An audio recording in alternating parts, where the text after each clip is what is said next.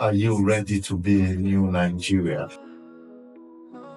We all know the negatives. We know what's going on. We know what's happening. Yeah. No, 100%, because this thing has two things. There's the challenges and then there's potential, right? And that's what we kind of showcase in our conversations. The challenges are there. We know that, especially when you look at it from the Nigeria point of view. There's corruption, insecurity, and government issues and all that. So we know those challenges. But if you look at the potential lies with the individual, right? Right? So if the potential lies with the individuals, you have to identify which individual already has that potential, or rather has reached that level, extract the value from that individual, and then showcase it to the ones who have potential. If you have the potential to attack those challenges, then you're on the right path, and then that's where we fit in. So the question still remains: are you ready to be a new Nigerian per se? And if you are, you have to join the network of like-minded thinkers, so that these conversations can always align with the creative value that it presents. Listen, guys, we spoke to a journalist who could only fathom what my generation That was enjoyed. David Hyundai. And he was born in 1990. Okay? Not denigrating his generation, not denigrating his age. But in 86, when I entered university, so that might give you an idea of my age, I had bursary. So David Hyundai could only fathom that. And according to him, his parents had to get £15,000 to send him to the UK to probably achieve the standard of education that I achieved. Solomon went to the command group of schools. Okay? So we have the same values. You watching us knows for a fact, if you're of my generation or Solomon's generation, what you enjoy, what you achieved. We showcase our people, like I say. Go on the TNN website. We've done articles on people like the African Development Bank current Adeshina, or is that his name? Oh yeah, We've done articles on any first chancellor or female chancellor of a school in Ireland. We've done conversations, or we've done articles on the best, the aviation lady, for example, the first lady pilot. Go on our website, thenewnigerian.com. Then go on the TNN, the Nigerian Network Twitter page. Not only the Twitter page, on the website. Go on the website, you will see hundreds of podcasts that we've done, categorized into listening pleasures. Yes, listening pleasures for improvement. So you have categories on Nigeria is possible, categories on history, categories on nation building. You can see all those things there, and they're all value-driven conversations. So, we're on the second stage, which is part 2 of the guests we've showcased. Yeah. Okay. One of the guests we showcased is the current king of Ososo, Dele Obaito. We're not dropping names, we're just telling you the inspiration we're giving to people who want to improve in Nigeria. Tayo Ikudaisi, a pioneer of regenerative medicine. His clinic is in Ikoyi or somewhere on the island. He reverses strokes. If you had a stroke, look for Tayo Ikudaisi. He went to Federal Government College Idoani. He's been able to develop medicine that he now shares with us in Nigeria. Okay? So things are not hidden. Vera, bless her, she has a school for the less privileged in Abuja. Yeah. She takes in orphans. She takes in people who have been abused. She's expanding. Okay? We haven't been able to support her as much as we should have in the last 1 year. Everything we do is out of pocket. Okay, HMI, just in case, that's the name of the organization. Exactly. There's children there who were brought from the streets. The Help Ministry International. That's it. HMI 247. Tell them. We've been able to also achieve in the terms of health. We have a professor in Canada who develops the Health for Nigeria scheme. He goes into secondary schools and creates clinics within the secondary schools to help with health. Yeah. Okay. And we've had affiliations with IDP camps, especially in Jos area, because where we provided education for, the victims of terrorist situation there, the victims' children. So that's been going for almost a year now. So that's still on ground. Isn't one of them running for office? That's one of the organizers, yes. One of the organizers we work with on ground. Well, I think the key point here is understanding that these platforms have been integrating with activities on ground in Nigeria from a diaspora point of view, helping identifying the Nigerian and then broadcasting, what the value in the Nigerian. This is technically what we've been doing for 5 years now.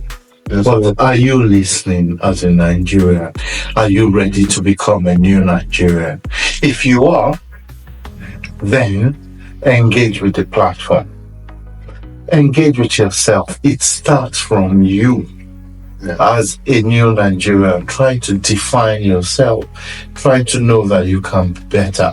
It's not always about what you have. It's about what you give. What you bring to the table to improve our lot. Go on, Solomon. Yeah. I mean, this is what it is. So the next phase now, just in case a lot of you are wondering what's going on and while we're watching this, the next phase of our conversations would be myself and David really talking about what we're doing and bringing a little bit of history on board so we can showcase all we've been doing for the last 4 or 5 years, bringing it to the front line, and then pushing for that content to get to where it needs to get to.